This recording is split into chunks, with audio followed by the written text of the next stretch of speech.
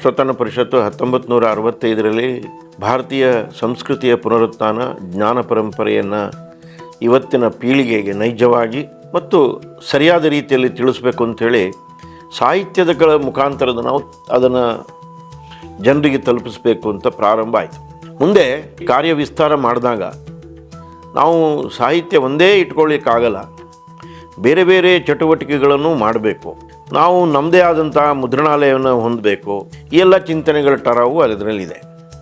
ಅದಾದ ನಂತರ ಮುಂದೆ ಕಾರ್ಯ ವಿಸ್ತಾರ ಹೇಗಾಗಬೇಕು ಅಂತ ಹೇಳೋದ್ರಲ್ಲಿ ಮೊದಲನೇದೇ ಶಿಕ್ಷಣ ಇದೆ. 72ನೇ ಇಸ್ವಿನಲ್ಲಿ ಹಗರಿಬೊಮ್ಮನಹಳ್ಳಿಯ ಒಂದಷ್ಟು ಜನ ಉತ್ತರ ಕರ್ನಾಟಕದಲ್ಲಿ ಒಂದು ಶಾಲೆ ಆಗಬೇಕು ಆ ಭಾಗಗಳಲ್ಲಿ ಅಂತ ಬಂದರು. ಆವಾಗ ನಾವು ಬಹಳ ಪ್ರಖರವಾಗಿ ಪುಸ್ತಕದ ಪ್ರಕಟಣೆಗಳಲ್ಲಿ ನಾವು ತೊಡ್ಕೊಂಡಿದ್ವಿ.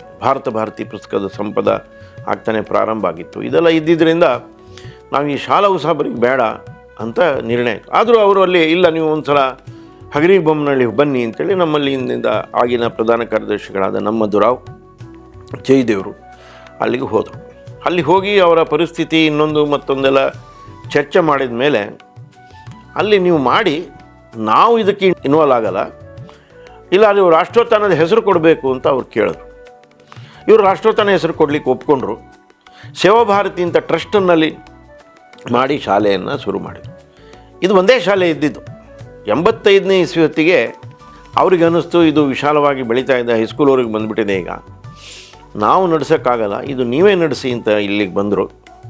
ಆ ಸಮಯದಲ್ಲಿ ರಾಷ್ಟ್ರೋತ್ಥಾನ ನಿರ್ಣಯ ತಗೊಳ್ತು, ಇದನ್ನು ನಾವೇ ನಡೆಸ್ಕೊಂಡು ಹೋದರೆ ಒಳ್ಳೆಯದು. ಅಷ್ಟೊತ್ತಿಗೆ ಸ್ಥಾನೀಯರು ಒಂದು 16.5 ಎಕರೆ ಜಾಗ ಇನ್ನೊಂದು ಮತ್ತೊಂದೆಲ್ಲ ಮಾಡಿ ಒಂದು ಸಣ್ಣ ಕಟ್ಟಡ ಇತ್ಯಾದಿಗಳನ್ನೆಲ್ಲ ಮಾಡಿದರು.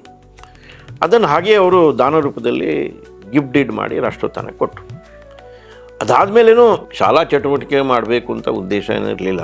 ಆದರೆ ಕಾಲಕ್ರಮೇಣ ಹೊಳೆಹೊನ್ನೂರಿನಲ್ಲಿ ದಾವಣಗೆರೆಯಲ್ಲಿ ಈ ಶಾಲೆ ಶುರು ಮಾಡಬೇಕು ಅಂತ ಬೇರೆ ಬೇರೆ ಕಾರಣದಿಂದ, ಹೊಳೆಹೊನ್ನೂರಿನಲ್ಲಿ ರಾಜಾರಾಮ್ ಅವರು ಇಲ್ಲ ಒಂದು ಮಾದರಿ ಶಾಲೆ ಮಾಡ್ತೇವೆ ಅಂತ, ದಾವಣಗೆರೆಯಲ್ಲಿ ಒಂದು ಜಾಗ ಇದೆ ಭಾಳ ಕೇಂದ್ರದಲ್ಲಿ, ಅಲ್ಲಿ ಒಂದಷ್ಟು ಕೆಲಸ ಮಾಡಬೇಕು ನಾವು ಅಂತೇಳಿ ಬಂದಿದ್ದಕ್ಕೆ ಈ ಶಿಕ್ಷಣದ ಪರಿಕಲ್ಪನೆ ಚರ್ಚೆ ಆಯಿತು. ಆ ಸಮಯದಲ್ಲಿ ನಾನು ಆ ಚರ್ಚೆ ಭಾಗದಲ್ಲಿದ್ದೆ. ಆವಾಗ ಶಾಲೆ ಒಂದು ಬರೀ ಶಿಕ್ಷಣ ಮಾತ್ರ ಅಲ್ಲ, ಸಾಮಾಜಿಕ ಪರಿವರ್ತನೆ ಕೇಂದ್ರ ಆಗಬೇಕು ಅಂತ ಒಂದು ಪ್ರಮಾಣದ ಎಲ್ಲರ ಗಮನದಲ್ಲಿ ಚರ್ಚೆ ಆಗ್ತಾ, ಹಾಗಾದರೆ 3 ಶಾಲೆಯನ್ನು ಮಾದರಿ ಶಾಲೆಯಾಗಿ ಮಾಡಿ ಅದನ್ನೊಂದು ಸಾಮಾಜಿಕ ಪರಿವರ್ತನೆ, ಉದಾಹರಣೆಗೆ ಹೊಳೆಹೊನ್ನೂರಿನಲ್ಲಿ ನಮಗೆ ಎಲ್ಲ ಹಳ್ಳಿಗಳಲ್ಲಿ ನಮ್ಮದು ಶಿಶು ಮಂದಿರಗಳೆಲ್ಲ ಇತ್ತು, ಅಲ್ಲಿ ನಾವು ಶಾಲೆಯ ಕೇಂದ್ರವಾಗಿ ಇಟ್ಕೊಂಡು ಇಡೀ ಹೊಳೆಹೊನ್ನೂರಿನ ತಾಲೂಕಿನಲ್ಲಿ ನಾವು ಆ ಭಾಗದಲ್ಲಿ ಒಂದು ಸಾಮಾಜಿಕ ಪರಿವರ್ತನೆ ಮಾಡ್ಬೋದು. ಏನು ದಾವಣಗೆರೆ ನಿಟ್ಟುವಳಿ ಅಂತಿದೆ, ಇಲ್ಲಿ ಸುತ್ತಮುತ್ತ ಲೇಬರ್ ಕಾಲನೀಸು, ಅಲ್ಲಿಯೂ ನಾವು ಸ್ವಲ್ಪ ಸಾಮಾಜಿಕ ಪರಿವರ್ತನೆ ಕೆಲಸ ಮಾಡ್ಬೋದು ಶಾಲಾ ಕೇಂದ್ರವಾಗಿ. ಹಗರಿಬೊಮ್ಮನಹಳ್ಳಿ ಅಂತೂ ತಾಲೂಕಾದ್ಯಂತ ನಮ್ಮ ಒಳ್ಳೆಯ ಹೆಸರಿತ್ತು, ಅಲ್ಲಿಯೂ ಸಾಮಾಜಿಕ ಪರಿವರ್ತನೆಯನ್ನು ಕೆಲಸ ತಗೋಬೇಕು ಶಿಕ್ಷಣ ಮುಖಾಂತರ. ಅಂದರೆ ಆಗಲೇ ಒಂದು ಚರ್ಚೆಗೆ ಬಂತು, ಶಿಕ್ಷಣ ಅಂದರೆ ಕೇವಲ ಓದೋದು ಬರೆಯೋದು ಅಷ್ಟೇ ಅಲ್ಲ, ಅದು ವ್ಯಕ್ತಿ ನಿರ್ಮಾಣ, ವ್ಯಕ್ತಿ ನಿರ್ಮಾಣದಿಂದ ರಾಷ್ಟ್ರ ನಿರ್ಮಾಣ. ಆ ಹಿನ್ನೆಲೆಯಲ್ಲಿ ನಾವು ಮಾಡಬೇಕು. ನಾವು ಸಾವಿರಾರು ಶಾಲೆ ಮಾಡ್ತೀವಿ ಅಂತಲ್ಲ, ಆದರೆ ಮಾಡಿರುವ ಶಾಲೆ ಒಂದು ಮಾಡೆಲ್ ಆಗಿ, ಮಾದರಿಯಾಗಿ, ಆದರೆ ಸ್ಕೇಲೇಬಲ್ ಮಾಡೆಲ್, ಅಂದರೆ ಬೆಳೆಸೂರು ಸಾಮಾನ್ಯ ಜನನೂ ಈ ಥರದ ರಾಷ್ಟ್ರೋತ್ಥಾನದ ಮಾದರಿಯಲ್ಲಿ ನಾವು ಶಾಲೆ ಮಾಡ್ಬೋದು.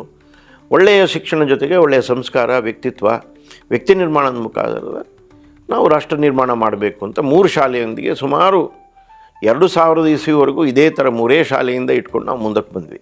ಅಷ್ಟೊತ್ತಿಗೆ ಬೇರೆ ಬೇರೆ ಟ್ರಸ್ಟ್ಗಳು ಅಥವಾ ವ್ಯಕ್ತಿಗಳು ನಡೆಸಿರುವಂಥ ಶಾಲೆಗಳನ್ನು ಅವರು ಸಹಜವಾಗಿ ಮುಂದೆ ಬಂದರು, ನೀವು ನಡೆಸಿ ಅಂತ. ಅದೇ ಮುಂಗಾನಹಳ್ಳಿ ಬರ್ಬೋದು, ಬೆಂಗಳೂರಿನ ಸಾಂದೀಪನಿ ಶಾಲೆ ಇರ್ಬೋದು, ಅಥವಾ ಸೇವಾಭಾರತಿ ಅಂತ ನಮ್ಮದೇ ಒಂದು ಸಂಸ್ಥೆ ನಡೆಸಿರುವಂಥ ಲಯನ್ಸ್ ಇದು ಇರ್ಬೋದು. ಹೀಗೆ ಒಂದೊಂದೇ ಶಾಲೆಗಳು ಬಂದು ಸೇರಿಕೊಂಡ್ವು. ಹೀಗೆ ಪ್ರಾರಂಭವಾದ ರಾಷ್ಟ್ರೋತ್ಥಾನದ ರಾಜ್ಯ ಪಠ್ಯಕ್ರಮದ ಶಾಲೆಗಳು ಆರ್ಥಿಕವಾಗಿ ಸಬಲರಲ್ಲದ ಹಲವು ಸಾವಿರ ಮಕ್ಕಳಿಗೆ ತಮ್ಮ ಬದುಕು ಕಟ್ಟಿಕೊಳ್ಳಲು ನೆರವಾಗಿವೆ. ಪ್ರಸ್ತುತ ಸಂಸ್ಥೆಯು ರಾಜ್ಯ ಪಠ್ಯಕ್ರಮದ 9 ಶಾಲೆಗಳನ್ನು ನಡೆಸುತ್ತಿದ್ದು 6500ಕ್ಕೂ ಹೆಚ್ಚು ವಿದ್ಯಾರ್ಥಿಗಳು ಈ ಶಾಲೆಗಳಲ್ಲಿ ವ್ಯಾಸಂಗ ಮಾಡುತ್ತಿದ್ದಾರೆ.